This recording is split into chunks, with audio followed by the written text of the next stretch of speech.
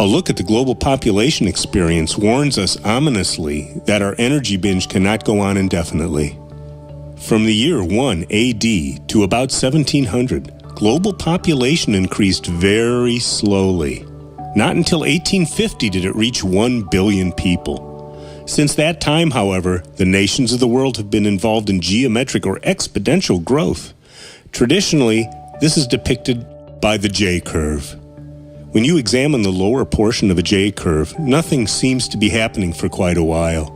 Then, suddenly, the numbers change dramatically as the bend in the J rounds and the line assumes a very steep inclination.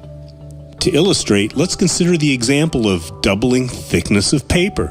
If you have a piece of paper about 0.1 millimeter in thickness, the early doublings will produce a thickness of 0.2 millimeters, 0.4 millimeters, 0.8 millimeters, 1.6 millimeters, 3.2 millimeters, 6.4 millimeters, and so forth.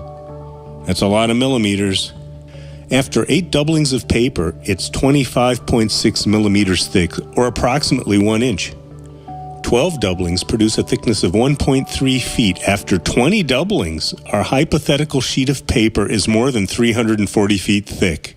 Sounds impressive, but we're still on the lower part of the J-curve.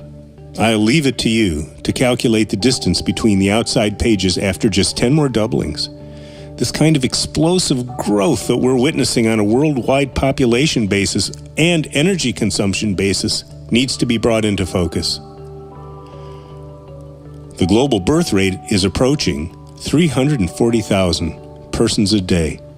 The daily death rate is approximately 140,000, leaving a net gain of 200,000 new inhabitants each day. Each requires a specific amount of energy to produce essential clothing, food, and housing. And although the vast majority will never approach the energy use levels characteristic of today's Americans, each will have a calculable and specific impact on the global energy system. It would be folly for us to dismiss the concept of exponential energy growth as a fantasy or sci-fi.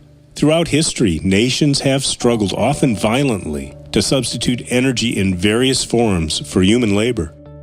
Nowhere is this policy more discernible than among today's developing nations, a trend which will place even greater strain on the world's energy resources. Invariably, the energy J-curve must assume a sigmoid or flattened configuration. Clearly, business as usual cannot continue under such circumstances.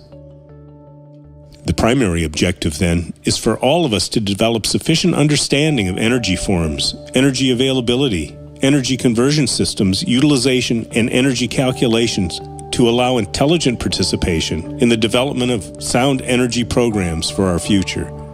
If progress is to be realized towards development of a workable energy program for our country, it's absolutely essential that our young people be both well-informed and intimately involved in this decision-making process.